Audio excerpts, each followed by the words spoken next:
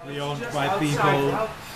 I have written to them last year and asked them whether, when there was a group, we could go in, but they didn't answer.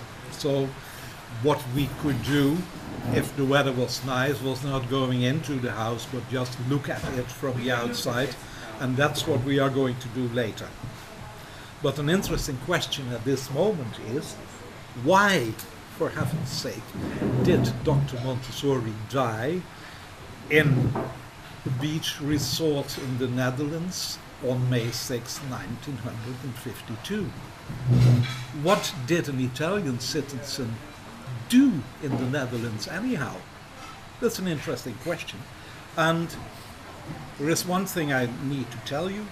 It is that the house was owned by a rich Dutch family. They were bankers, they were ministers, and they were millionaires, and they are called the family Pierson. Some of that family were acquainted to the Dutch Queen. They lived in the vicinity of where Queen Juliana lived. They were a minister of finance, and that's about the level where we talk about. They were a very important Dutch family. They owned the house there where we are going to pass in a minute, and it was their simple beach house. Most of us would have been lucky to have that house as a permanent residence, but for them it was just where they went when the weather was nice. And since Mario Montessori was married to the Pearson's daughter, they lived in that house every now and then. You know, this is the region in the Netherlands where they grow tulips and other flower bulbs. And Dr. Montessori was very much in favor with going to those fields, riding with a car through those fields, buying a guirlande of flowers and putting that on the motor of the car, and then coming back to that house and stay there. And later, when she died, still the family stayed there, and Mario Senior's oldest son, Mario, I remember that his daughter told me that when it was Christmas, the whole family gathered in that same house and celebrated Christmas there together. So the house has definitely got a lot to do with the Montessori family too. But still the question remains, how come that those Montessori family resided in the Netherlands? We need to go back to the year of 1915.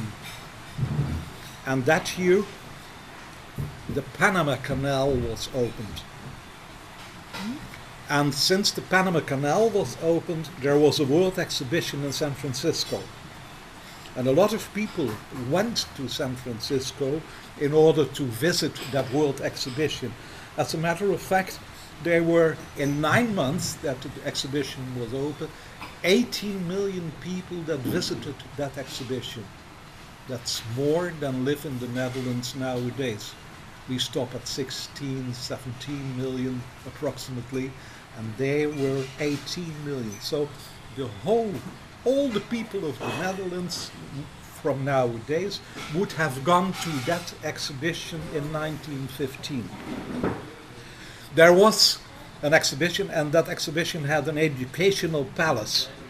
And in that educational palace, Dr. Montessori lectured. She did so in Italian. She was all dressed in black. She was always dressed in black. And she was translated by a lady, was Adeline Pyle, was an American lady, and she knew the Italian language and she could translate sentence by sentence. And she was all dressed in white. So there was a black and white exhibition just in front, and there Dr. Montessori did her lectures. If you would wish to read them, you can do that. There's still a book, and that book is published and it's still available, and it's called The Californian Lectures, and it's a very interesting book if you want to have some insight in the fundamentals of Montessori education. There was also the glass classroom, And that glass classroom was there, and in that classroom there was working a class of children, Casa dei Bambini only at that time, since there was no elementary at that time, there was no secondary at that time, that still had to be invented, but the Casa dei Bambini was there. And the interesting thing is that the Casa dei Bambini was, the directress was Helen Parkhurst, and Helen Parkhurst later on developed the schools on the laboratory plan, the Dalton education. That was, she started as a Montessori teacher, and at a certain moment she decided to go on her own, and then she developed her own system, which had much to do with Montessori education, but she gave it a different touch and worked it out her own way. At the end of her life, she wrote a book, the book that needed to be published when she had died, and that would explain her relation to Dr. Montessori over the years. And then the family read the book, and the family decided to destroy it. So we never know what exactly the ties were that in the end existed between Helen Parkhurst and Dr. Montessori. But they were in full swing in 1915. All people standing around that glass classroom, looking at Helen Parkhurst working with the kids, and still in the 80s and the 90s, when there was an educational exhibition in Utrecht in the Jaarbeurs, we did the same trick. We brought in children working with Montessori materials, and people going around and looking at those deeply concentrated children. The last years I don't know whether that was still there.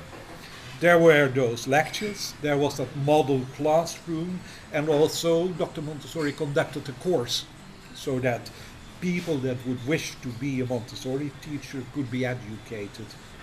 And then, in the end, she needed to go back. She was a professor of education in the University of Rome, and you could go on, and you could go on for a year and perhaps 1 year and a half, but there was a moment at which you had to go back to where you belong, and you had to do the work that you were paid for.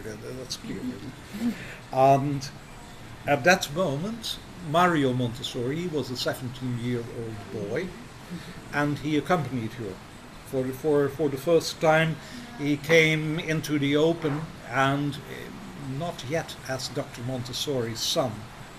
He was mainly introduced as a nephew. Oh. Well, that's for your information.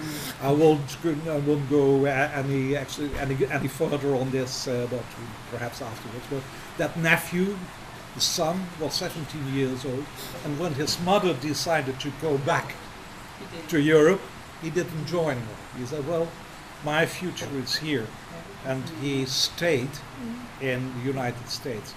And Dr. Montessori didn't like that at all. That's what I can tell you. And she took a firm decision. She decided not to go back to Italy. Everybody always thinks Dr. Montessori lived in Italy. She didn't. She left in 1915, and she came back to Europe, and she went to Barcelona. And she lived in Catalonia, and from there she would be in Italy for a couple of months together with her family, but she always returned to Catalonia, she always returned to Barcelona, and that's where she had domicile. Why did she? She thought that there would be an opportunity for her son to come back to her. If that boy had to go to Italy, then he would have been forced to go into the army, and he didn't want to go into the army. And that's why she went to Barcelona, and 2 years later Mario Senior married to Helen Christie. Dr. Montessori went to the United States again in order to be there, and then when they were married, they stayed. And that was the disappointment of Dr. Montessori. She never went to the United States again after that. And Mario went to Hollywood, and he decided to have his own little school there, in which he taught pupils of movie stars like Mary Pickford. She was the star at that moment. Douglas Fairbanks, and they had a little school, a little class of Casa dei Bambini, where he taught those children. But he also did other things. Do we meet Carolina? Her father once told a newspaper, and Carolina, that's, well, you will meet her, that also he was a prize fighter for some months in order to make some money. So he wasn't very rich at that moment. Perhaps that was a reason why, in the end, they really went back to Barcelona. So, since that time, the family lived in Barcelona, and they lived there, and Helen Christie lived there together with Mario Sr., and then they got 4 children, the oldest one being Marilena. Marilena has died in the meantime. Then came Mario, and Mario has died too.